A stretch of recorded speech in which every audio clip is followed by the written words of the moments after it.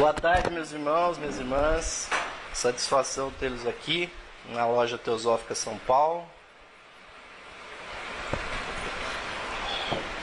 Sob encomenda do nosso diretor de estudos, o Carlos Brasílio Contes, nós estamos aqui para trazer ou tentar trazer para vocês esse tema ondas cósmicas e cadeias planetárias. Aqueles que me conhecem sabem que eu adoro esse tema, né? E quem quiser esse tema mais detalhadamente pode encontrar lá na loja esotérica virtual, né, na Levir, ou então no YouTube, né? 50 horas de estudos, né, que eu gravei sobre esse tema, né? Então hoje nós vamos fazer, né, obviamente que reduzir 50 horas em 1 hora e pouco, né? Realmente é uma tarefa difícil, né? Mas nós vamos introduzir alguns conceitos que eu acho que são importantes para que a gente possa introduzir esse tema, porque ele realmente é muito vasto, é muito interessante. Esse é um lugar comum para qualquer tema teosófico, né? Uma boa maneira de começar a palestra. Mas especialmente o universo, né? É realmente alguma coisa que encanta a todos, não só pela sua vastidão, pela sua diversidade e pela diversidade que nós encontramos nesse planeta, que é uma coisa realmente estupenda. E os conhecimentos a esse respeito estão se expandindo de uma forma muito grande, né? Como todos os campos da ciência, a astronomia, a astrofísica, elas têm se expandido de uma forma muito grande. Mas a Sociedade Teosófica, os seus autores, né, têm ainda a contribuir muito mais sobre esse tema. Porque existe um lado espiritual sobre o universo. Existe um lado espiritual sobre os planetas, sobre as estrelas. E a nossa participação nesse sistema, porque a ciência, infelizmente, apesar do poder dos telescópios, através das pesquisas, inclusive no próprio ramo oculto, né? Porque hoje a astronomia e a astrofísica não são feitas mais no campo do visível, mas sim das frequências invisíveis, na frequência do espectro eletromagnético que os nossos sentidos não captam. Então foi o tempo que se ficava, né, com binóculo, com luneta, né, com telescópio, né? Se alguém aqui fez a besteira no dia de comprar um telescópio, né, sabe muito bem que são duas felicidades, né? O dia que você compra e o dia que você vende, né? Porque dificilmente você consegue acertar lá naquele buraquinho uma determinada galáxia, uma determinada estrela, né? Isso para aqueles telescópios antigos, né? E eu sou astrônomo amador, então eu sei muito bem o problema, como é que é. Hoje os telescópios tidos, né, como amadores, eles já vêm com um computador embutido que você dá o nome da estrela e o próprio aparelho, né, desde que ele esteja bem alinhado, né, já vem um GPS junto também, né, uma grande tecnologia. Então ele já, quando você enfia o olho ali, você já vê a tal da estrela, a tal da galáxia, que manualmente é quase que impossível você fazer isso. Mas essa história toda que nós vamos falar aqui hoje para vocês começou aqui com Madame Blavatsky, na própria doutrina secreta, é quem introduz um conhecimento sobre o lado espiritual do sistema solar, né? E depois outros autores teosóficos foram falando também a respeito, né? Como Leadbeater, como Annie Besant, como Geoffrey Hodgson.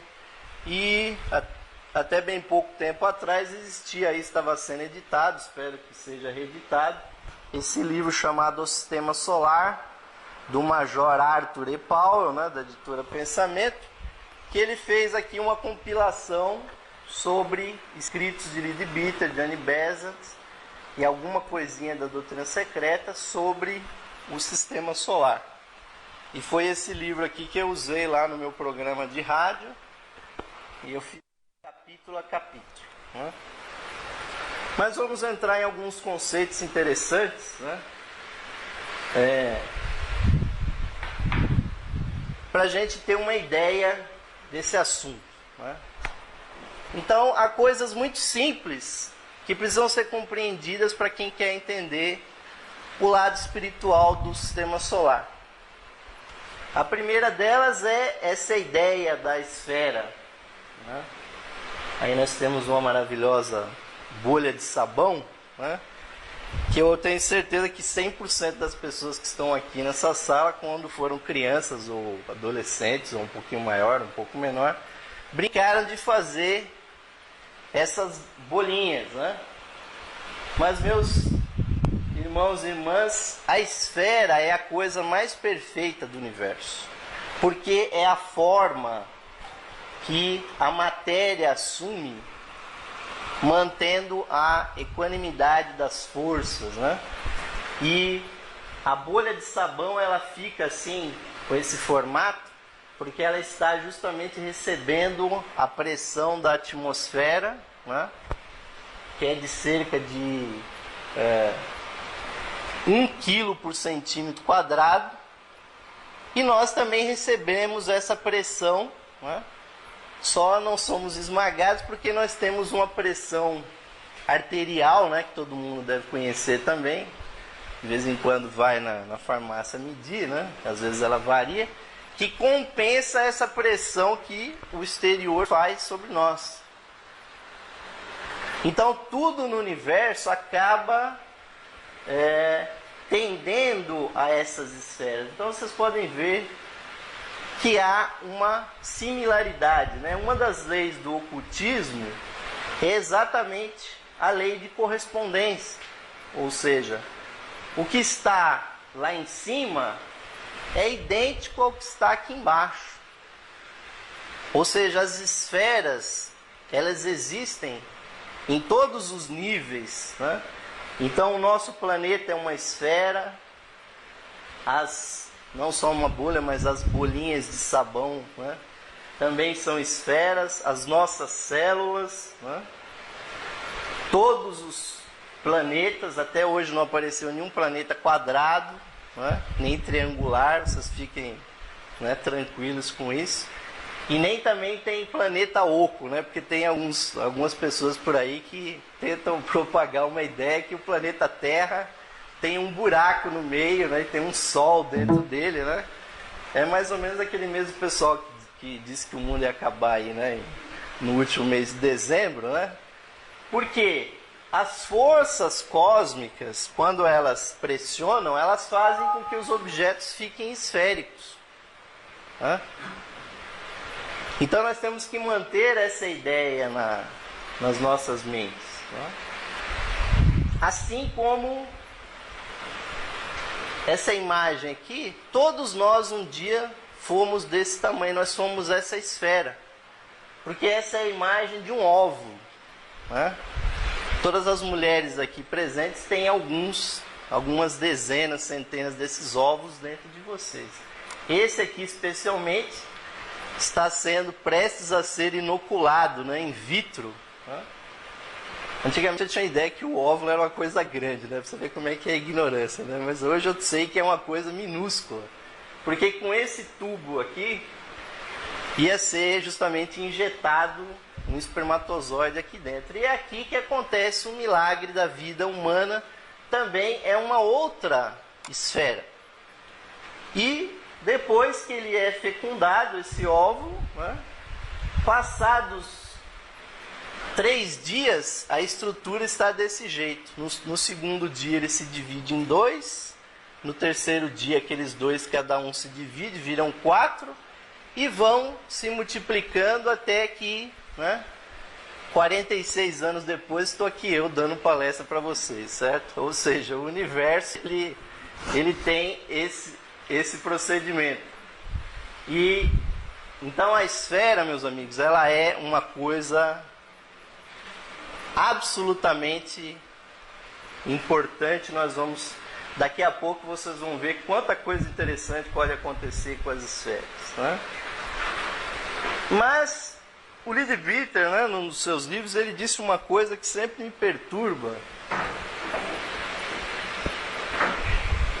Porque ele disse que o ocultismo, o esoterismo, é a ciência do óbvio.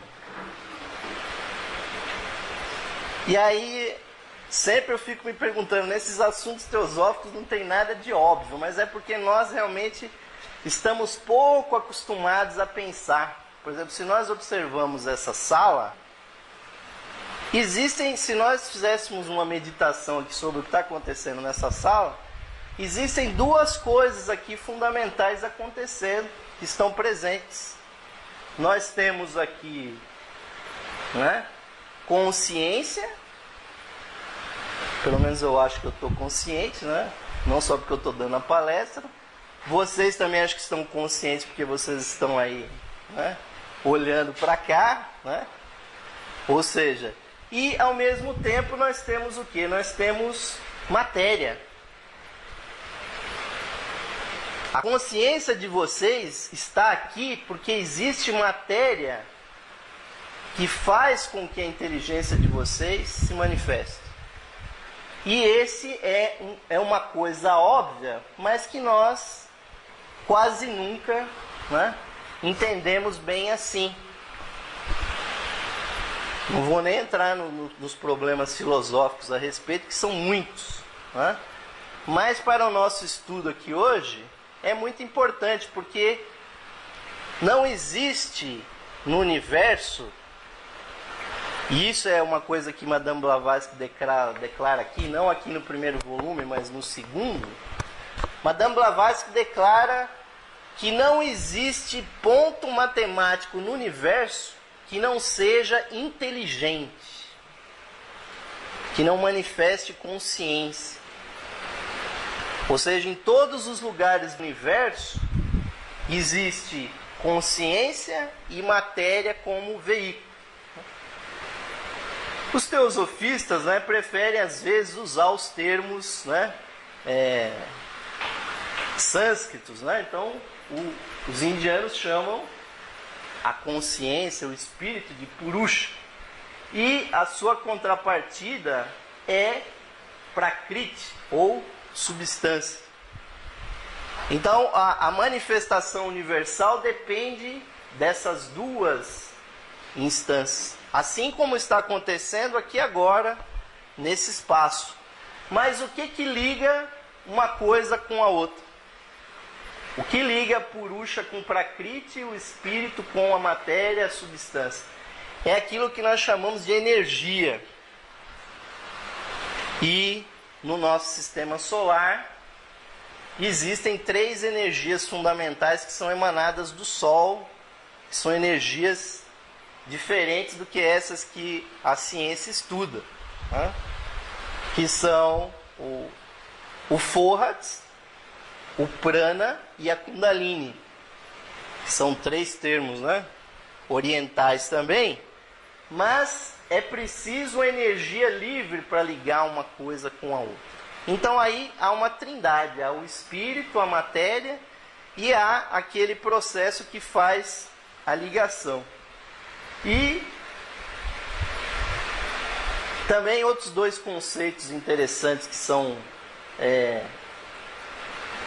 muito falados nesses estudos é aquilo que nós vemos nas leis herméticas, né? O princípio do ritmo entre a manifestação e o repouso. Ou seja, tudo no universo se manifesta em ciclos, com ritmos, né? Quando o teosofista está falando teosofês, então ele fala Manvantara e Pralaya, né? Até na piadinha ali no cafezinho, a gente chega pro nosso irmão e fala assim: você está mais pra laia do que pra caia, entendeu? Ou seja, principalmente esse indivíduo, né, tá meio caído, né? Porque o repouso é uma situação tão importante no universo quanto a manifestação. E hoje as grandes questões cosmológicas que a ciência está enfrentando não são nem tantas ligadas com a manifestação, com o Manvantara, mas sim sobre o mistério do repouso, né? Porque um outro conceito também muito importante, né? Aqui é quase o ápice do Teosofês, né? Quando você sabe o que é Prakriti, né? Aí o fulano chega com a Mula Prakriti, ou seja, que é, Mula quer dizer essencial, né? A raiz, né? Prakriti é matéria, então Mula Prakriti é a matéria essencial, como os hindus falam, né?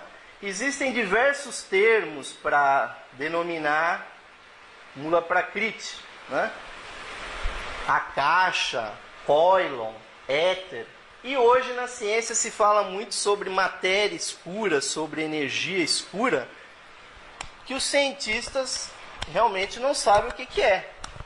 Os ocultistas sempre falaram sobre esse processo.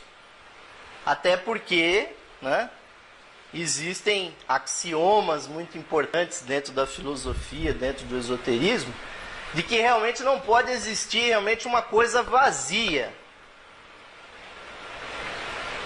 Tirando a cabeça de algumas pessoas assim, que às vezes consegue ficar totalmente vazia, né? Às vezes até com a meditação. Para mim atingir o estado da cabeça vazia meditando, eu demorei anos, né? Mas a matéria escura é um mistério, porque o que os cientistas hoje sabem pelas pesquisas é que esse universo que nós vemos é apenas 5% do que existe. Porque o resto, os 95%, são indetectáveis. Não emitem radiação, não é visível. Ele pode ser inferido, mas não pode ser registrado. E por que isso? Como é que eles descobriram isso? Por exemplo, a nossa galáxia, Via Láctea, ela tem, hoje se sabe, a parte visível dela tem 100 mil anos-luz de uma ponta a outra. E pelas próprias leis da física, os objetos que estão no centro, as estrelas que estão no centro da galáxia, deveriam girar mais rápido do que as estrelas que estão na periferia da galáxia. Assim como acontece no sistema solar. Mercúrio, por exemplo, está girando muito mais rápido do que Plutão lá nos estertores do sistema solar. Mas ao observar a galáxia, eles descobriram uma coisa muito interessante. As estrelas do centro estão girando com a mesma velocidade do que as estrelas da borda. Então o que acontece? Existe mais matéria na nossa galáxia do que está sendo registrada. E isso é a tal da matéria escura. E aí, o cálculo que eles têm hoje é essa matéria escura deve se estender pelo menos a 400 mil anos-luz. Ou seja, assim você está encontrando justamente com o esoterismo. Agora, aqui, para todos os efeitos, a doutrina secreta, muitas pessoas pegam a doutrina secreta e acham que Blavatsky fala sobre o universo todo, sobre as galáxias, sobre as nebulosas, sobre os quásaros, os quarks e tudo mais. E isso eu sempre tenho me preocupado, porque antes de começar o próprio assunto aqui da doutrina secreta, ela faz uma advertência, que eu já trouxe aqui várias vezes, mas vou trazer de novo, para ficar realmente cravado na cabeça de vocês, né? Porque essa advertência que ela faz é muito importante. Ela diz que o que trata aqui a doutrina secreta não é sobre o universo como um todo. As bilhões de estrelas, só na nossa galáxia tem 200 bilhões de estrelas, é a estimativa atual. E a nossa galáxia é apenas uma entre bilhões e bilhões de galáxias. Então ela diz o seguinte: o leitor aqui da doutrina secreta não deve perder de vista que as instâncias de Dzyan aqui presentes, que são apresentadas nesse livro, tratam unicamente da cosmogonia, ou seja, da gênese, do nosso sistema planetário e do que é visível em torno dele após um pralaya solar. ou seja, o universo que Blavatsky trata aqui na doutrina secreta, é exclusivamente sobre o sistema solar, o que já é muita coisa. Quando a gente conseguir chegar a outra estrela, já vai ser uma façanha, né? O pior é que nós vamos acabar fazendo isso, né? E para ficar a advertência mais forte, ela ainda complementa: os ensinamentos secretos referentes à evolução do cosmos universal, ou seja, aí sim, o resto do universo, né, não podem ser expostos. Ou seja, esse conhecimento existe, mas não podem ser expostos, pois não seriam compreendidos nem mesmo pelas inteligências mais esclarecidas da nossa época. E parece haver poucos iniciados, até entre os de grau mais elevado, a quem seja permitido especular a esse respeito. Ou seja, conversar espiritualmente sobre outras estrelas, outras galáxias, né? E comandos estelares, e discos voadores, e outros que tais, né? Como bem disse aqui o nosso querido irmão Marcelo, que está lá do lado de fora, que está mais fresquinho, né? O que não tem na doutrina secreta é porque não existe. Então aqui nesse livro não se fala sobre disco voador, então disco voador não existe, segundo aqui a nossa querida doutrina secreta, né? Pode até existir, mas não é de importância, porque o que interessa no esoterismo, na espiritualidade, meus amigos, é aqui o sistema solar, é o nosso planeta, né? E aí ela vai falando aqui, ela diz que nem os arcanjos mais, né? Isso aqui está na página 81 do primeiro volume. Prestem bem atenção nessa advertência dela, porque eu já vi gente fazendo comentários como se o primeiro, segundo e terceiro logos tivesse a ver com o Big Bang, né? O nascimento do universo. Não é? Quem sabe por uma extrapolação poderia até ser, né? Mas, se nós, né, quisermos realmente entender como surge o nosso sistema, nós temos que entender qual é a força que realmente conduz esse universo. Porque como nós discutimos no começo, nós temos duas coisas: consciência e matéria. Existe sempre uma relação sobre as duas. As religiões nos falam sobre Deus, sobre o Criador, né? E a teosofia também nos fala de forças criadoras, de espíritos planetários criadores, seres que são idênticos a nós porque possuem também chispa divina como nós possuímos. Então a grande força do nosso universo, porque a grande força, meus amigos, do nosso universo é essa estrela que está no centro do nosso sistema. Primeiro, porque ela é 99% da matéria do sistema solar. Então, ela é a coisa mais importante do sistema solar, energeticamente falando. Todos nós aqui estamos vivos hoje porque nós comemos a energia daquela estrela diariamente. Agora, o que o esoterismo nos conta é que por trás dessa estrela, que a astronomia diz que é uma estrela de quinta categoria, porque é uma estrela pequena, é uma estrela relativamente fria, é uma estrela relativamente estável, né? Por exemplo, a meros 7 anos-luz de distância existe a estrela Sirius, que é simplesmente 100 vezes maior do que o nosso Sol. Pegar uma praia lá no planeta perto de Sirius, né? É um negócio causticante, é mais quente do que essa sala aqui, com certeza, né? Porque, e outra, Sirius são duas estrelas, é Sirius A e Sirius B, são duas estrelas circulando uma ao redor da outra. E, segundo certos conhecimentos esotéricos, o nosso Sol está relacionado com essa estrela Sirius, E não por acaso existe algum lugar ali no Oriente Médio que é chamado Síria, né? E aí vocês podem fazer uma série de conexões ocultas, né? Porque o nosso querido Sol, que aqui nós estamos mostrando ele quando começou o sistema solar, né?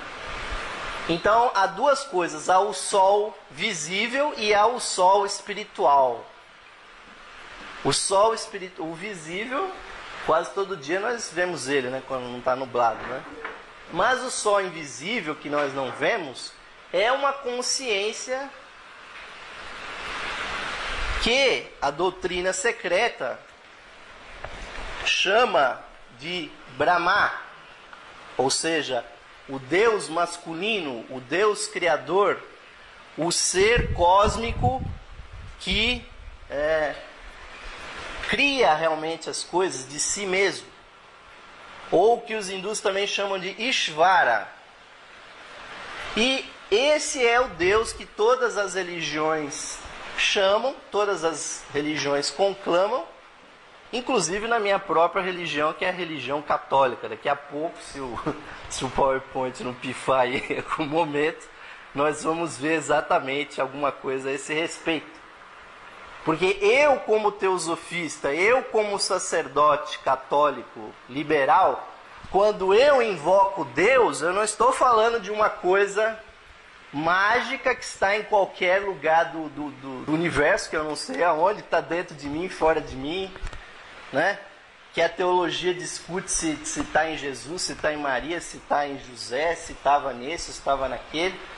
Na visão realmente esotérica, quem é Deus, do ponto de vista mais profundo, é a consciência que está por trás dessa matéria aqui, cuja consciência se estende muito além do último planeta, do último planetóide do sistema solar.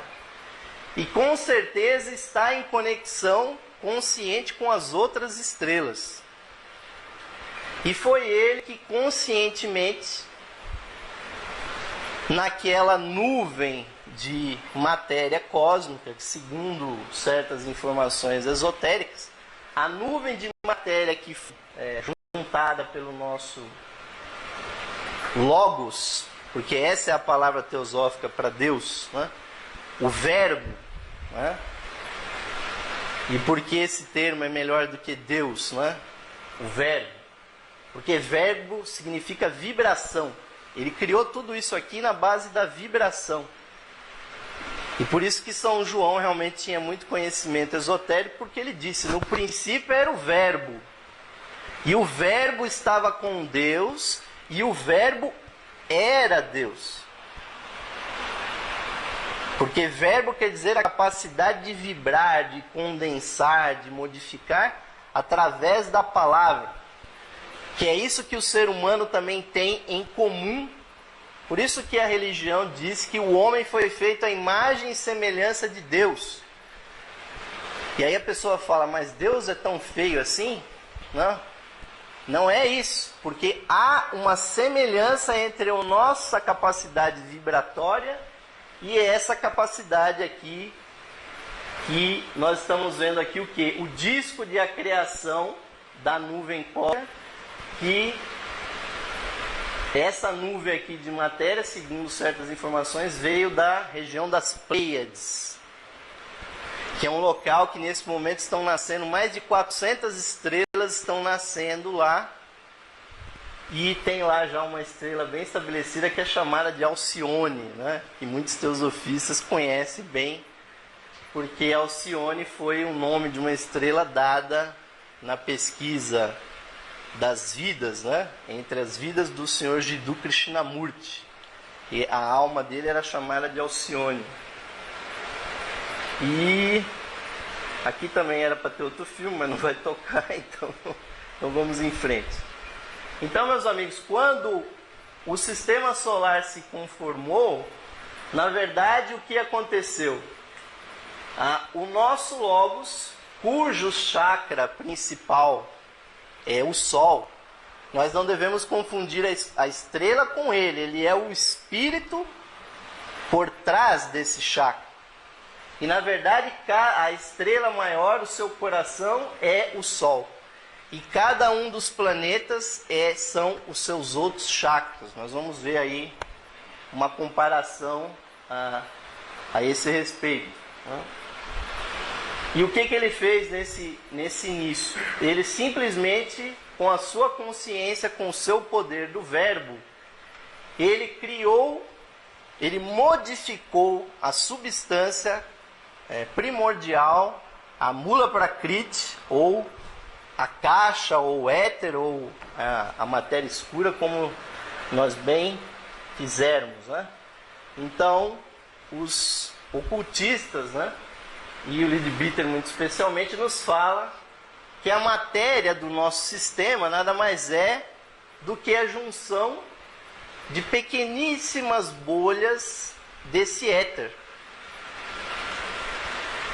Isso é uma das coisas mais esotéricas que existem, porque os gregos também acreditavam nisso, que deveria existir uma matéria primordial que fosse indivisível, ou seja, o chamado átomo.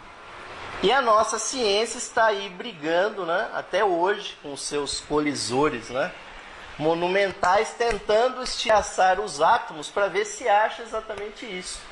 Porque, na verdade, essas pequenas bolhas, né, como, por exemplo, no plano mais elevado do nosso sistema solar, que é chamado plano AD, né, ou o plano realmente que a diferenciação é quase que imperceptível, cada átomo só tem uma única bolinha desse Coilon, desse éter. E os outros níveis do sistema solar, os outros planos, eles são justamente a coleção, a multiplicação dessas pequenas bolhas. Como, por exemplo, o chamado plano Anupadaka, ou plano monádico, né? Em outra, a substância, o átomo primordial do plano monádico tem 49 bolhas, e assim sucessivamente, né, vão se juntando até o plano átmico, 49 elevado à segunda potência de bolhas, 2.401 bolhas. O plano búdico, tem 117.649 bolhas. E aí vocês podem ver como é que os números vão aumentando. O plano mental, 5.700.000 bolhas. O plano astral, né, 282.475.000, até chegar finalmente no plano físico, 13.841.287.201 bolhas. Ou seja, o que a nossa ciência está fazendo vai demorar ainda milhões de anos para descobrir o que tem dentro um átomo fundamental. Daqui a pouco nós vamos estender essa ideia aqui. Quer dizer, um átomo fundamental da matéria física tem 13 bilhões dessas pequenas bolinhas. Hoje em dia a ciência conhece 200 diferentes. Então ainda falta muita coisa para a nossa ciência descobrir. Por quê? E essas bolinhas, então vocês imaginem, cada uma dessas bilhões de bolinhas formam, aqui vocês vejam, são pequenas bolinhas que formam o que é chamado o Anu, ou o átomo primordial. E essa estrutura não é uma estrutura como nós estamos mostrando aqui, estática, é uma estrutura dinâmica. Porque as pequenas bolinhas, elas vão circulando por fora e depois entram por dentro, circulam por dentro, saem para fora como se fosse um coração que estivesse pulsando. E inclusive essa figura aqui nem é de origem teosófica, né? A de origem teosófica é essa daqui, mas que basicamente representa a mesma coisa, né? Ou seja, Para formar, por exemplo, um átomo de hidrogênio, são necessários 3 desses átomos fundamentais aqui. Então, aquilo que a gente acha que é único, um átomo de hidrogênio, que é o mais simples, na verdade, são muitos e muitos bilhões dessas pequenas bolhas, que na verdade são pequenos furos. Não há outra maneira de descrever isso. São pequenos furos na substância que é total, que é Mula Prakriti, que é o Akasha. Então, isso aqui, ou seja, desde a coisa mais ínfima até a mais elevada, nós temos esse princípio. E agora que nós vamos ver aqui não está com aquela velocidade assim, mas um dia nós vamos ter um Pentium aqui. Um Pentium não, um Core aqui, daqueles com 7 núcleos, né? O que acontece, né? Isso aqui é um GIF animado, né? Então vocês podem ver que é uma imagem animada. O que está acontecendo ali? Cada um desses pontinhos aqui são as bolinhas que estão circulando, formando as linhas daquele átomo primordial. Isso são chamadas as espirilas. E para cada uma, daqui a pouco, se a gente conseguir chegar lá, eu vou mencionar isso. Para cada ronda é atualizado uma dessas espirilas, porque esse movimento helicoidal, né, ele é a base, né, de tudo. Porque isso aqui é apenas uma figura, né, para nós entendermos como é que é o átomo fundamental. Esse seria o átomo fundamental se movimentando.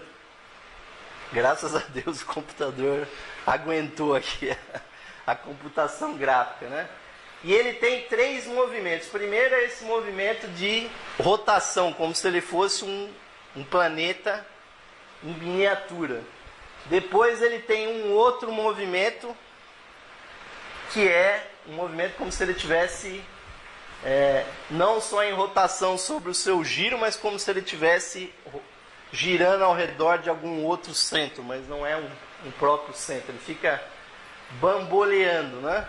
E o terceiro, a terceira característica do átomo fundamental é essa: ele pulsa, ele aparece e desaparece. Isso é o que está descrito na literatura. Existe um livro chamado Química Oculta, que Leadbeater, com o poder que está descrito nos Yoga Sutras de Patanjali, né, que diz que o yogi pode ver tudo muito aumentado, né? Ver o que é muito pequeno ou ver o que está muito longe, usando esse poder de percepção, ele justamente conseguiu perceber esse movimento. Mas o átomo, né, a imagem mais bonita é justamente essa aí. Porque a energia gira por fora dele, depois chegando no topo, entra e faz um movimento interno e sai e volta como se fosse uma miniatura em si mesmo. Ou seja, esse é o Anu, o átomo fundamental. É isso que os gregos gostariam de ter chegado, né? Observado, né?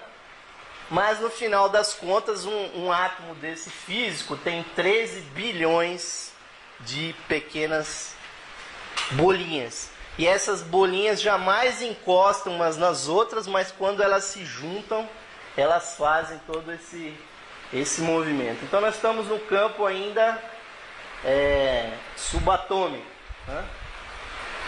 Mas quando nós passamos para o nível do sistema solar, que é o que interessa para nós, né? O sistema solar, nós vemos que há planetas, aqui não está em escala, porque o Sol é muito maior do que qualquer planeta, né? O Sol é 1 milhão de vezes maior do que o planeta Terra, né? Então, inclusive o coitado do Plutão já tiraram ele fora, né? Disseram que ele não é planeta, que ele é um planetoide lá, que ele foi capturado na nossa órbita, né? E essa é uma outra maneira de de enxergar, né?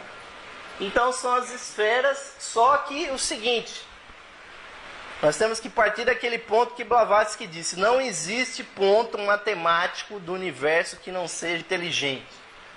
Então, se há esferas desse tamanho, com características completamente diferentes, vocês podem ver que não há um planeta praticamente idêntico ao outro, né?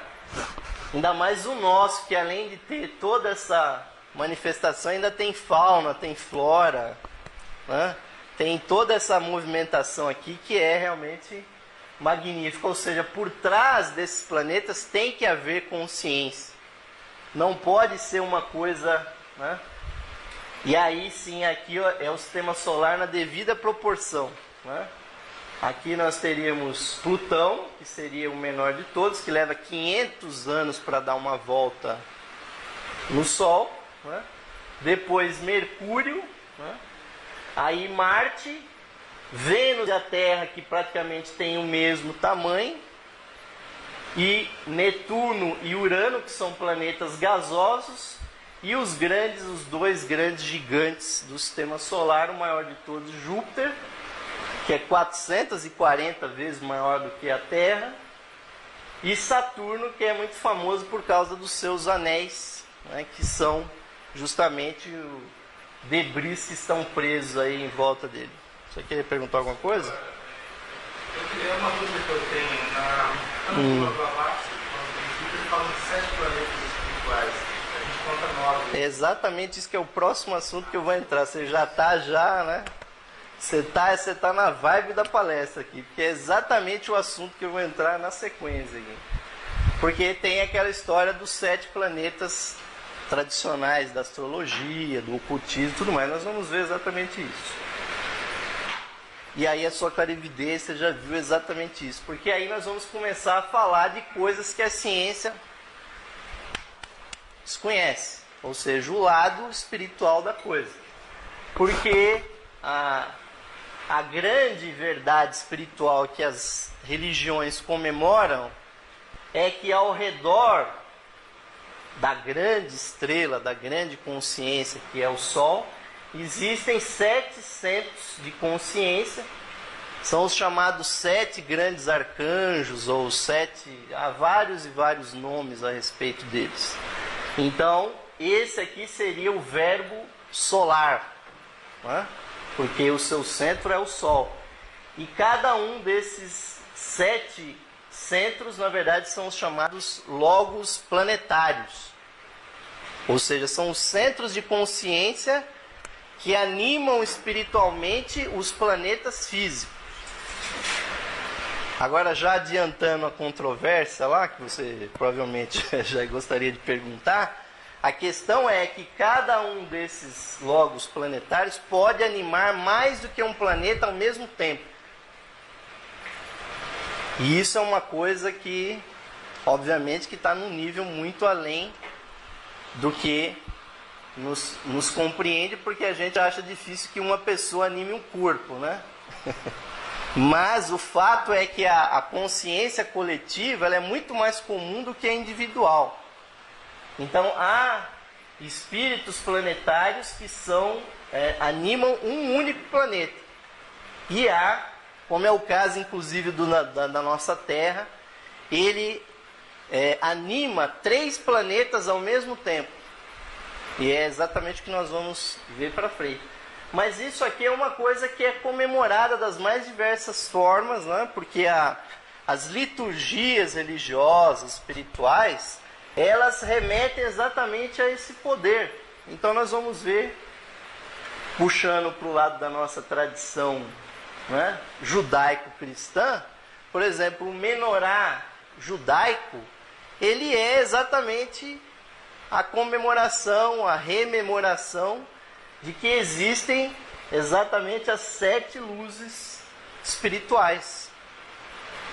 Vocês poderiam perguntar por que não são 8 velas, não são 13, não são 18, 128, 321, né? Por que são 7?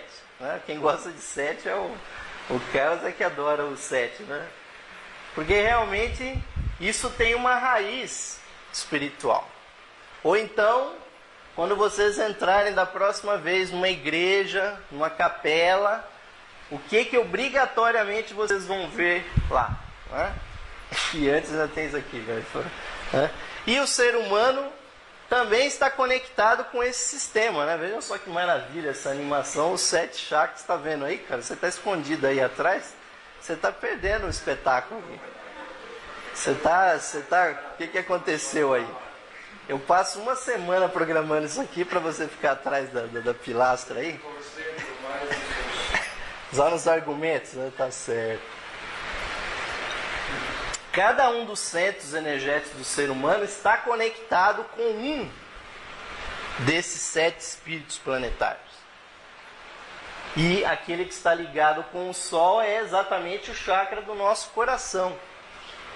Ou seja, o coração ele é o sol do corpo, porque ele bombeia a vida para todos os pontos, assim como o sol. Né? E é por isso que os hindus, por exemplo, brigavam com Blavatsky para que ela não ensinasse o sistema setenário. Porque quem ensina o sistema setenário ensina todas as correspondências que existem entre os chakras e aqueles espíritos planetários. E, obviamente, que é isso a função da teosofia, do esoterismo, é a pessoa se encontrar aonde que o pessoal se conecta com uma coisa maior, né? Que é... Né?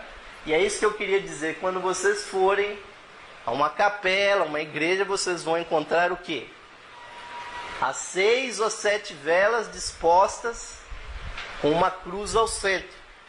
Isso aqui também é uma comemoração dessa realidade espiritual do nosso sistema solar, porque a cruz não é o local, né, onde Jesus morreu há 2000 anos atrás, porque a cruz sempre foi usada no esoterismo, no ocultismo.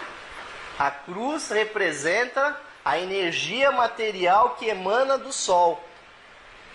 Então a cruz, ela é o símbolo do Sol, por isso que a igreja coloca sempre esse crucifixo, outros adornos, com ouro. Porque o ouro se conecta, é a substância física que se conecta magneticamente com o Sol. Provavelmente tem muita gente aqui usando correntinha de ouro, crucifixo de ouro. Por quê? Porque o ouro se conecta exatamente com o Sol. Então, desde a capela mais simples até as igrejas mais sofisticadas, vocês vão encontrar exatamente, né, com as mais diversas conformações, vocês vão ter essa conformação até chegar, né, no altar mais sofisticado de todos, né, lá com o Bento XVI, que, né, muito espertamente está deixando o cargo antes de morrer, né, porque aí provavelmente ele vai influenciar lá a sucessão dele, né? Mas vocês podem ver, não interessa se é uma velinha simples ou se é um castiçal de ouro que pesa, né, 50 quilos como esse aí. O que eles estão realmente querendo dizer é que no centro do nosso sistema solar está o Sol e existem as 7 luzes que são os 7 logos planetários. E é óbvio que nós não temos tempo aqui de ficar explicando cada um deles, mas isso é uma ideia fundamental. A outra ideia teosófica por trás disso aqui é que os planetas evoluem por manifestações periódicas, assim como nós seres humanos nos manifestamos periodicamente, ou seja, há uma sequência de manifestações dos planetas e também das estrelas. Por exemplo, essa nossa estrela, que é o Sol, ele está na segunda encarnação dele. E esse logos solar que tanto nos encanta, né, que segundo dizem ele é um logos do segundo raio, do amor, sabedoria, por isso que nós temos tantas religiões devocionais, né, e tantas coisas assim no mundo. Ele já está fazendo esse sistema solar, é a segunda vez que ele faz esse sistema solar. E o nosso planeta já teve uma série de existências, né? E essa conformação que nós temos, ela é uma conformação que melhor representa o que o logos planetário quer que aconteça nesse planeta. E muita gente aí por aí, principalmente os ecologistas, sempre dizem que o nosso planeta, né, e certos compositores, né, que o nosso planeta Terra é um planeta água, né, cheio de água, né, mas só para tirar essa ilusão da cabeça de vocês, né, essa imagem que saiu, inclusive científica, inclusive que saiu ano passado, se você juntasse toda a água do planeta numa única esfera, ela seria exatamente essa aqui, tem cerca de 2.000 quilômetros, e o resto do planeta, na verdade, é uma rocha, com as mais diversas constituições, mas é um planeta rochoso. E essa outra esfera menor aqui, na verdade, é a quantidade de água doce que há no nosso planeta. Mas essa esfera aqui é de água salgada. E essa pequeníssima esfera aqui, bem menor que a outra, é água doce. Daí que realmente nós temos, né, o Marcelo que trabalha na Sabesp, principalmente, temos que nos preocupar realmente o que nós, e o nosso país é abençoado, que praticamente em qualquer lugar que você fura um poço, dá água, né? Porque provavelmente vai ter muita briga nesse planeta por causa dessa água. Água que veio por meio de asteroides como esse que explodiu aí na Rússia na semana passada. Todo dia entram 100 toneladas de material cósmico no nosso planeta. E muitos meteoros, cometas e asteroides têm água na sua constituição. Quer dizer, a água que nós temos aqui é de origem extraterrestre. Então, quando vocês tomam aquela aguinha lá da Sabesp, né, de preferência, vocês estão tomando alguma coisa de origem cósmica. E, na verdade, praticamente tudo aqui é de origem extraterrestre. Ou seja, nós é que somos os verdadeiros extraterrestres, né? Esse sangue vermelho que está correndo nas nossas veias aqui, e ele é vermelho porque ele tem uma partícula de ferro, porque se ele fosse outro metal seria, por exemplo, como as plantas, né? Ao invés de ferro tem um outro metal, então a seiva é verde. Mas o nosso é ferro. O ferro foi forjado em alguma estrela que há muitos bilhões de anos reduziu o hidrogênio, né, a substâncias mais pesadas, e esse ferro nosso também é extraterrestre. A Terra não produz ferro, não produz água, tanto é que se houver realmente um aquecimento global aí catastrófico, como prevém, a água simplesmente se evapora e se perde pelo espaço. E fica o que realmente o planeta é, né? Mas, voltando nas ideias esotéricas, a grande ideia que realmente a ciência não conhece, que é difícil realmente de conhecer na prática, é que existem planetas invisíveis no nosso sistema solar. Planetas puramente espirituais. E não se trata exatamente dos corpos espirituais que existem no ser humano, que existiria no planeta. Então, o que a teosofia, o que Blavatsky declara aqui na doutrina secreta, o que Leadbeater e outros aqui declaram, é que para cada planeta físico existem, físico ou invisível, existem as suas contrapartidas. Ou seja, existe, por exemplo, no caso da Terra, existem outros 6 planetas que o acompanham. Então, se nós tivermos aqui 9 planetas, na verdade são 49 planetas, porque existem os planetas invisíveis que, só por uma questão de visibilidade, eu coloquei aqui. Eles não podem ser visualizados como essa imagem.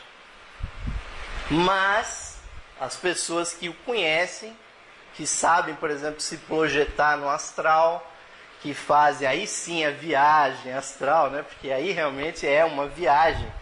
Você pode ir realmente para esses planetas invisíveis. Aliás, é um método aí que eu não vou nem discutir. Você pode até avançar a sua evolução se ao invés de ficar encarnando na Terra, você for justamente para uma outra esfera dessa. Inclusive é um método de evolução que existe. Eu não desejo isso, mas existe. Então, para a gente entrar aqui nos gráficos que tem esse nosso livro aqui, o Sistema Solar.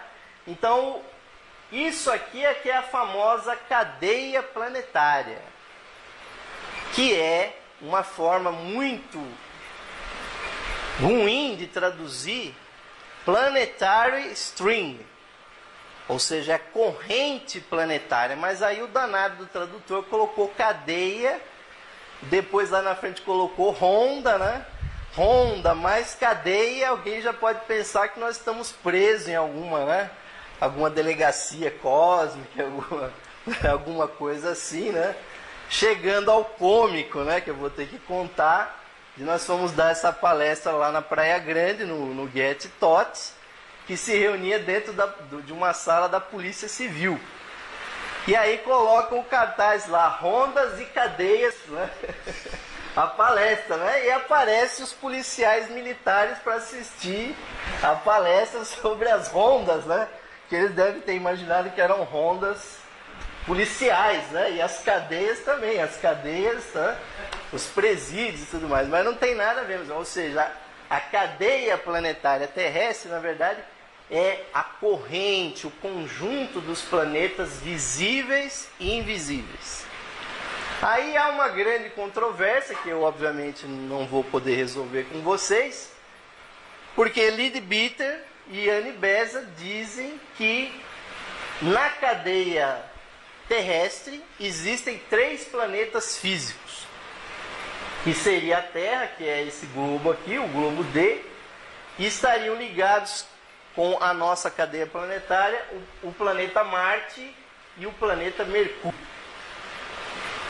Então, as investigações deles levaram a essa afirmação, porque pesquisando as vidas anteriores de pessoas, quando você ia observando a alma da pessoa, daqui a pouco você observava a pessoa em outro planeta. Porque cada uma das vidas passadas de vocês, um dia nós vamos ter o privilégio de relembrar elas, tintim por tintim, tudo o que nós fizemos.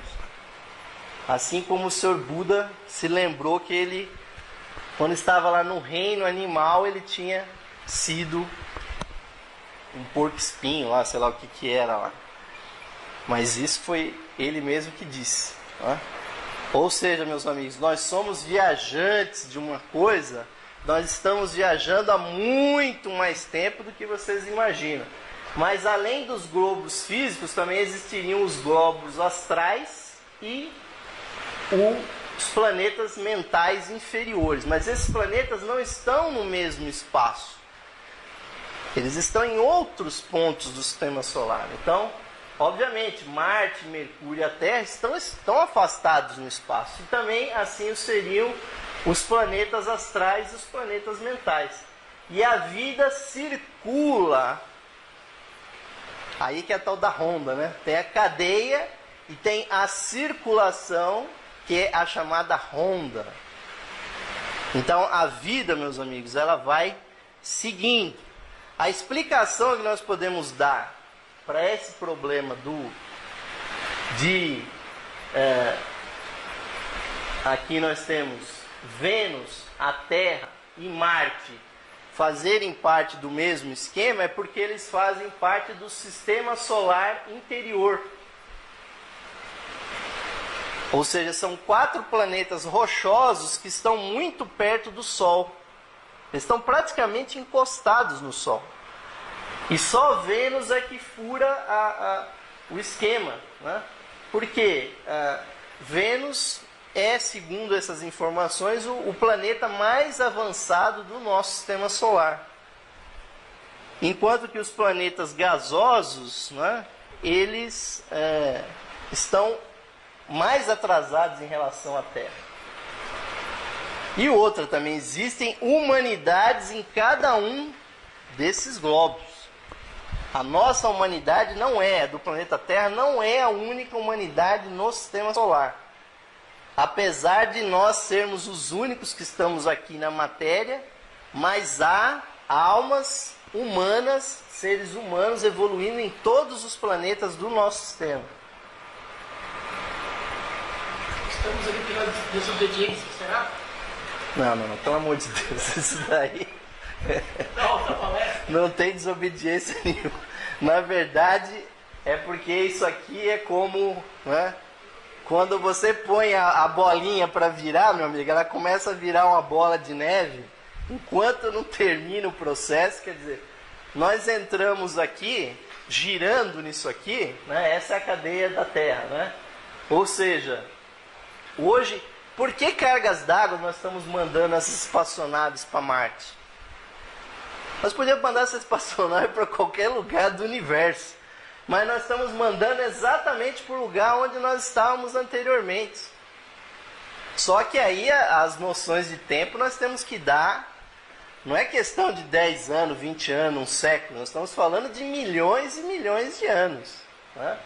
Ou seja, a vida que estava aqui em Marte passou para a Terra. E hoje em dia a geologia mostra que há pedaços de Marte aqui no nosso planeta, né? Sim. Vamos chegar lá.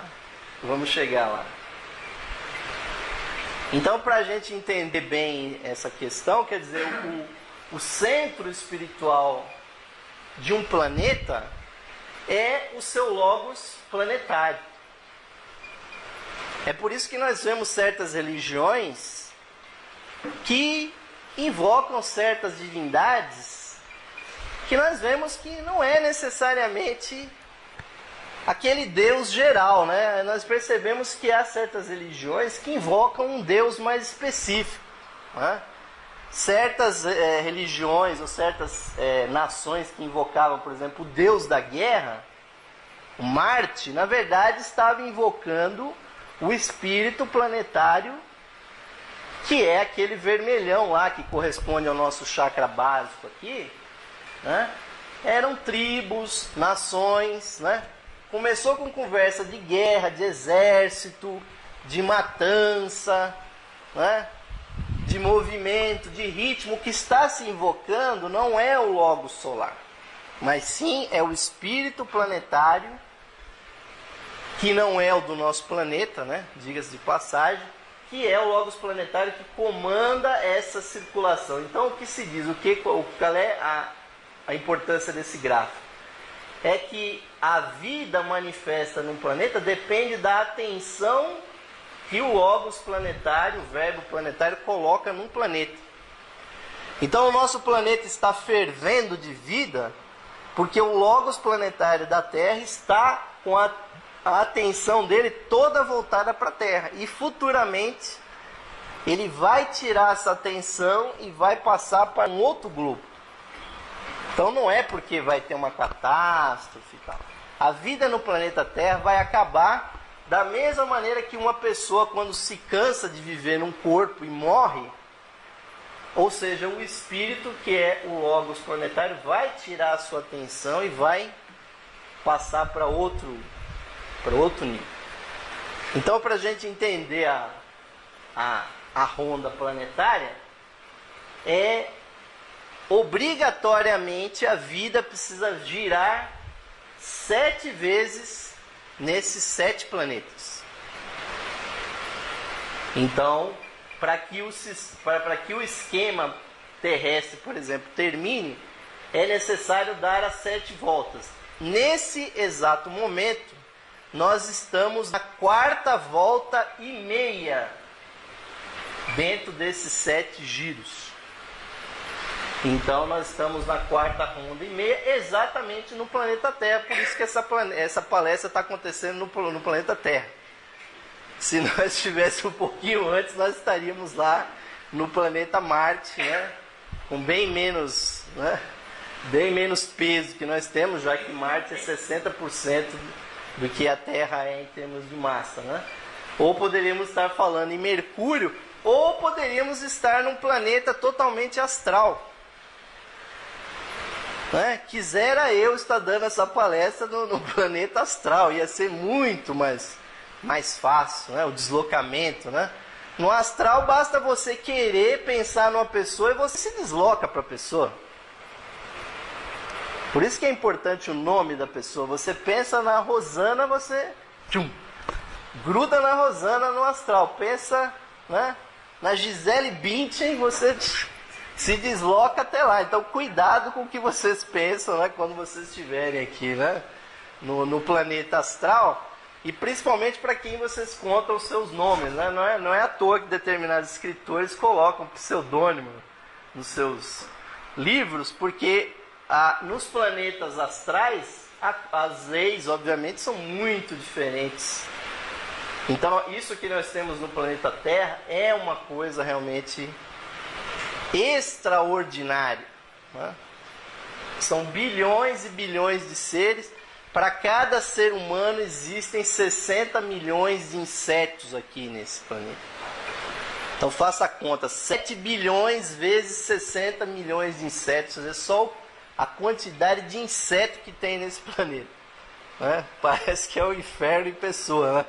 Mas é a multiplicidade, meus amigos. E para o esquema terminar, né, são necessárias não só uma cadeia planetária, mas 7 cadeias planetárias. Ou seja, aquelas 7 voltas, elas estão acontecendo só aqui, nessa que é a 4ª ronda, né? E ainda faltam 3 ainda para acontecer. E há, obviamente, uma coisa que não dá para explicar aqui hoje, né?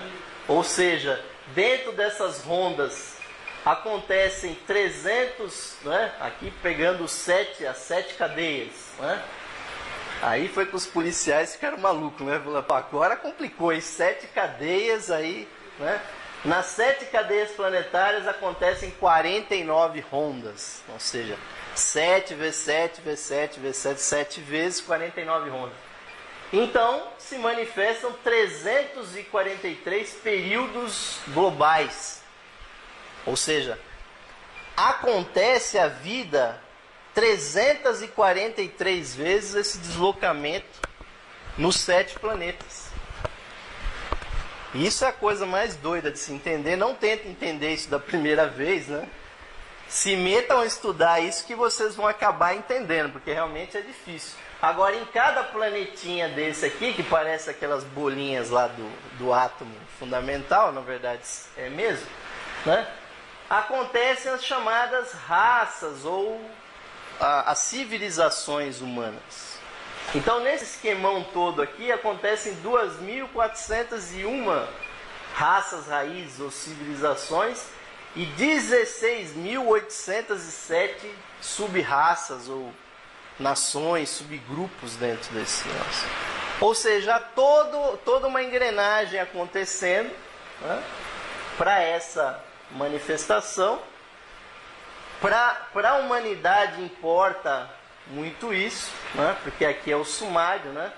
Ou seja, para que aconteça, por exemplo, nesse planeta, nós estamos na chamada 5ª civilização ou 5ª raça, a raça ariana, né?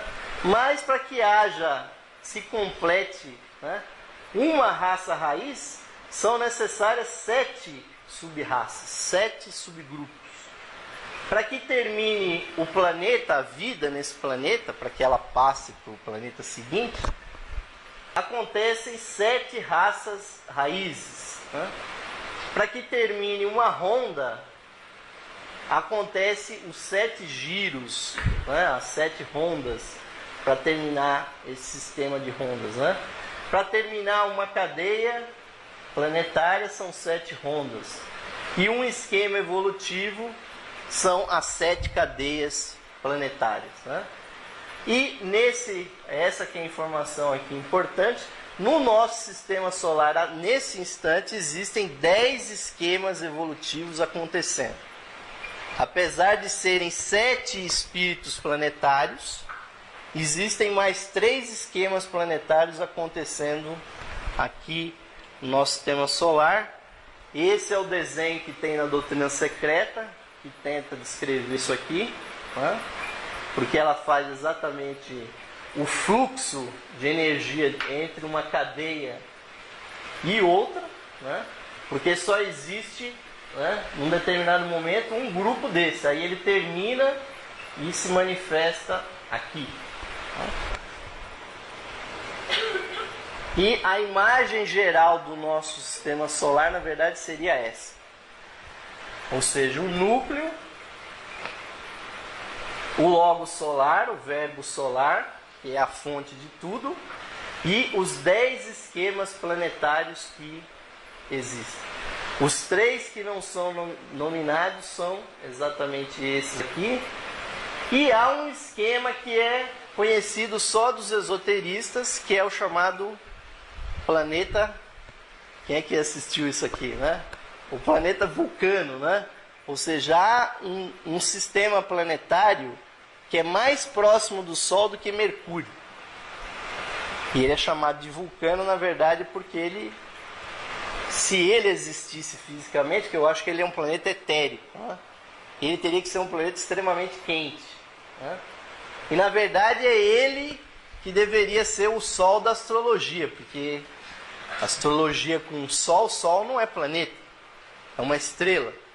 A astrologia usa umas coisas que realmente é difícil. A Lua, por exemplo. A Lua é um satélite. Por que ela é tão importante assim? Ou seja, são coisas que são representadas, né? Mas, atualmente, então, o que está acontecendo, né? O esquema mais avançado é o esquema de Vênus. Daí que vem a história dos senhores de Vênus. Porque a humanidade de Vênus, sendo a mais avançada, resolveu ajudar a humanidade da Terra. É por isso que uma série de povos antigos cultuam a estrela matutina, que na verdade é o planeta Vênus, né? É chamado estrela porque ele brilha muito, né?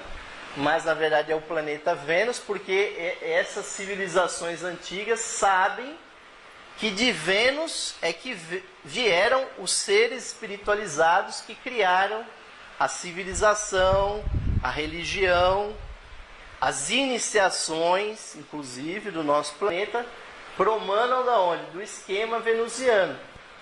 E o outro esquema que está mais ou menos na cola eles estão na quinta ronda, nós estamos na quarta. Então, por incrível que pareça, a nossa humanidade está atrás só de um planeta no nosso sistema solar. E há um outro esquema também que não tem muita informação sobre a humanidade de lá, que é a de Netuno, também estaria bastante avançada. Os outros esquemas estão todos atrás da evolução da Terra. Ou seja, vai sobrar para a gente, né? Porque por uma questão de correspondência, se ajudaram a gente, provavelmente nós vamos ter que ajudar no futuro essas civilizações aí para frente, né? E aqui seria como se dá a manifestação das 7 cadeias do esquema terrestre. E é interessante o seguinte, por que nós estudamos isso, né? O Ivan disse que o livro Sistema Solar não serve para nada, tanto é que ele foi até embora, né? Antes da palestra começar, né? Não, mas ele falou para mim que o livro Sistema Solar não serve para nada. Por que serve? Porque é ele que nos indica qual é a lógica da nossa evolução. Por exemplo, a nossa chispa divina, ela entrou nesse esquema aqui, dentro do que era chamado de os elementais. E se nós estamos aqui na Terra, que é, por incrível que pareça, a coisa mais densa, né? Ou seja, para cada um desses esquemas, a nossa mônada ela tem um nível, um degrau evolutivo. Então, o que consta é que cada uma das chispas divinas que estão aqui nessa sala, né, na cadeia planetária anterior, né, que era a chamada cadeia lunar, nós fomos o reino animal daquela cadeia. Então, as chispas divinas que estão aqui, nesse planeta hoje, que são humanos, nós estivemos um degrau atrás na cadeia anterior, que era a cadeia lunar, que tinha planeta físico. Agora, o mais interessante é que na cadeia anterior não tinha planeta físico. só tinha planeta astral. Então, a nossa presença, por exemplo, no reino vegetal foi só uma experiência espiritual. Ninguém aqui jamais, como chispa divina, esteve realmente numa árvore, numa planta e tudo mais. Uma beterraba, né? Que delícia. Graças a Deus aqui ninguém passou. Muito menos, né? Muito menos mineral, porque ainda era num planeta mental. Agora aqui tem uma coisa interessante. Se nós entramos, né? Se nós estamos aqui como mineral, aonde que nós somos elementais? Obviamente no outro sistema solar que nos precedeu. Então, meus amigos, nós estamos viajando nesse esquema aqui há muito mais tempo do que a gente imagina, né? E nós temos que ter muito respeito por esses seres que estão aqui hoje. Porque essas chispas divinas que estão aí hoje, no reino mineral, no reino vegetal e no animal, estão tendo uma experiência realmente deveras violenta. Porque nós fazemos realmente misérias com esses reinos aí. Inclusive a nossa função é fazer miséria mesmo. É mexer com os minerais, é mexer com as plantas, mexer com os animais para que eles evoluam. Nós somos mestres para esses reinos inferiores. Com certeza não somos bons mestres, mas somos, né? Infelizmente. Então a nossa querida Lua foi a cadeia planetária que nos precedeu. Segundo consta as pesquisas, né? A Lua era muito maior, a Terra não existia ainda, a Lua era um planeta muito maior, com uma atmosfera muito mais densa, que tinha um reino animal, né, muito complicado, do tipo assim, dinossauros para lá. Então a nossa passagem pelo reino animal foi exatamente nessa esfera que hoje é apenas um cadáver, como ele é descrito, né? A Lua hoje ela não é nada comparada com o que ela foi, porque ela tinha essa atmosfera e tinha toda essa manifestação de vida que nós temos aqui hoje. Só que diz que o que tinha muito lá eram plantas carnívoras. Se descreviam, por exemplo, os símios, né? É as partes mais engraçadas do livro do Levi Bitter, né? Ele tentando descrever os animais da Lua, que eles dizem que eram símios que davam saltos de 15 metros de altura, e as brigas, vocês podem imaginar, eram muito frequentes, né? Daí que nós podemos entender de onde que vem essa violência da nossa atual humanidade. É porque realmente nós não fomos seres pacíficos quando nós estivemos no reino animal. E fomos realmente banquete de muita gente lá na Lua, né? Nos devoravam realmente à vontade, né? Mas, graças ao processo evolutivo, houve os sucessos dessa cadeia, né? Aqueles que nós chamamos de mestres hoje, já eram homens nessa cadeia aqui. O mestre Moria, o mestre Kuthumi, o Cristo, o senhor Maitreya, já eram homens. E nós ainda éramos animais. E eles descrevem que muitas pessoas hoje que têm uma devoção absurda pelos mestres, já eram animais de estimação dos mestres. Então as chispas divinas têm uma conexão tão poderosa que mudado o planeta, né, ainda mantém essa conexão. Então vamos colocar tudo de uma vez logo aqui. Então, quais foram os resultados da cadeia lunar, né? Sumário, passar a régua, fazer a conta, né? Então, as chispas divinas alcançaram o nível de minerais lunares, vegetais, né? Animais lunares de primeira, segunda e terceira classe, que fomos nós. Os melhores de nós conseguiram, né, atingir o êxito como animais na Lua. Por isso o direito de encarnar na Terra como ser humano. de ter a individualização, porque tudo isso aqui é consciência coletiva, né?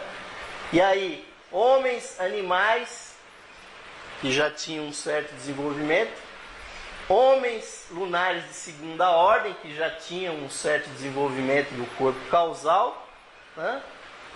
Homens lunares de primeira ordem, muitos do que nós chamamos de mestres eram esses homens, e houveram os êxitos, porque em cada cadeia planetária dessa existe um objetivo de consciência a ser alcançado.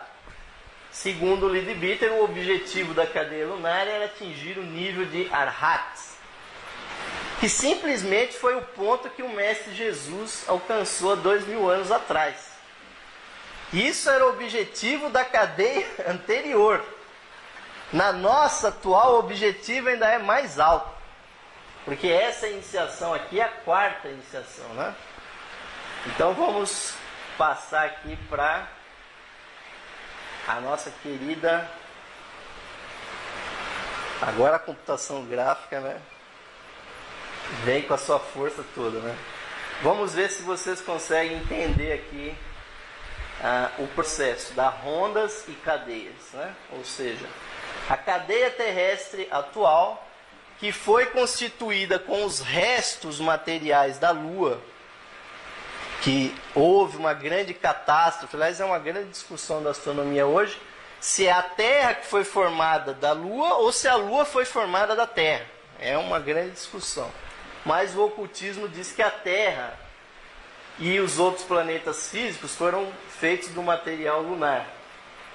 Então, uma ronda, meus amigos, é exatamente ou seja, a vida entra no globo mental inferior e vai passando a seguir, né? Fica um pouquinho ainda de seres humanos aqui nesse nível, né? Nunca um planeta fica desabitado. Então, se fuçarem bem lá em Marte, vão achar vida lá. Provavelmente não é nada muito inteligente, mas vão achar, né? Chega em Marte, chega na Terra e vai passando esse processo. Quando chega lá no globo G, terminou então a primeira ronda, né? O policial fez a primeira ronda lá, né? No quarteirão, né? Na verdade são as chispas divinas que circularam. Então as outras rondas, na verdade, são a repetição desse processo, né? De forma que nós temos o quê? As 7 voltas nesse esquema. Repetindo o que eu disse, então nós fizemos já 4 voltas e meia. E aí nós estamos num ponto interessante, que foi até uma palestra muito grande também que o Osmir deu aqui, que foi aquela do juízo final. Quem teve aqui naquela palestra sabe que ele fala que em determinados momentos dessa evolução não dá mais para continuar todo mundo junto. Aí fica alguém para trás e fica retido, esperando a formação de uma outra cadeia. Então, só aqueles mais preparados é que continuam evoluindo. Então, para a gente terminar isso, porque, né, vamos ver aqui os objetivos, né? Então, na primeira cadeia planetária terrestre, que não tinha planeta físico, o planeta mais denso eram planetas mentais, então era muito mais fácil. A meta era atingir a primeira iniciação da grande fraternidade branca. Então quem foi ser humano nessa cadeia foi moleza. Aí o negócio começou a complicar, porque na segunda cadeia aqui já o planeta mais denso era, né, um planeta astral. Aí inclusive não só, em vez de ser um problema linear, já passou para a terceira iniciação. Aquilo que deve ter sido comemorado lá na igreja hoje, que foi a transfiguração de Jesus, já foi? Já passou, né, a transfiguração, né? Ou seja, aquilo que Jesus alcançou no nível de transfiguração foi o objetivo da segunda cadeia terrestre. A terceira né, que era a Lua, tinha o objetivo a quarta iniciação. E para nós aqui, meus amigos, o buraco ficou mais embaixo, porque simplesmente nós temos que atingir o grau de mestre. Quem não atingiu o grau de mestre, desses mestres que nós falamos, mestre Moria, mestre Kuthumi, Saint Germain, o Cristo, tal, quem não atingir esse nível vai ficar de repetente para cadeia seguinte, porque quem atinge o objetivo sai fora do esquema e vai para outras possibilidades que existem, né? Essas cadeias aqui, por exemplo, os planetas físicos aqui vão ser destruídos e vai se fazer um único planeta físico. Dizem que a nossa Terra provavelmente seja o satélite desse novo planeta, né? Então aí a gente, obviamente que os objetivos vão ser muito mais elevados, né? Então, colocando de uma outra forma, né? Ou seja, as rondas e cadeias, no final das contas, ficam sendo realmente cadeias mesmo. Ou seja, nós estamos mais ou menos presos dentro desse esquema, porque quem não faz realmente esforço nenhum para evoluir, né? E na primeira cadeia era a primeira iniciação, né?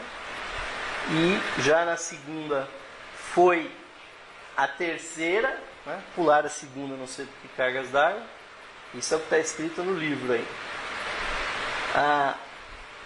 A quarta iniciação na terceira e na nossa atual ronda a quinta iniciação. Então, vamos fazer a conta. Dos atuais 60 bilhões de egos humanos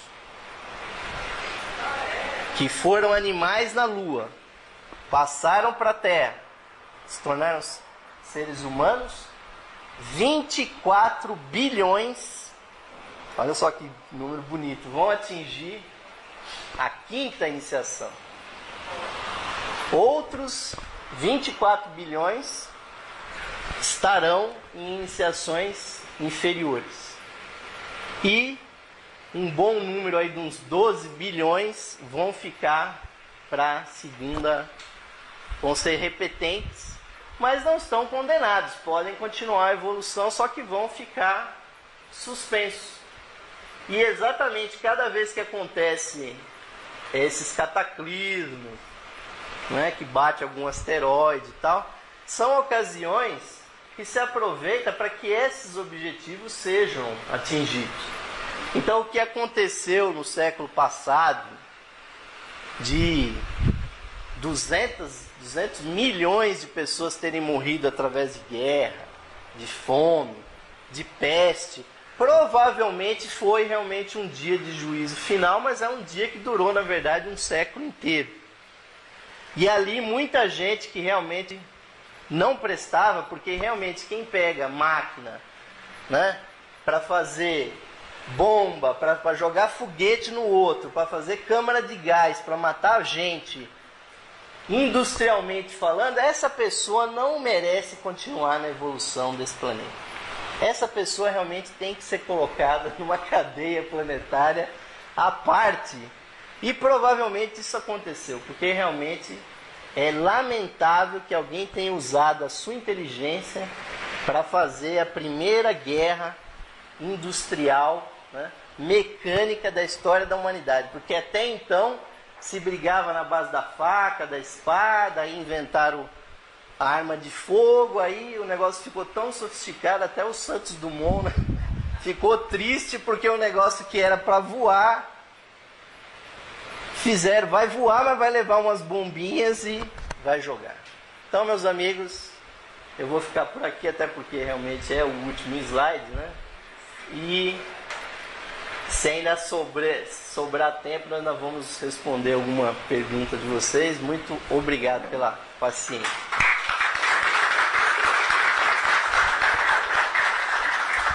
E agora eu posso sentar.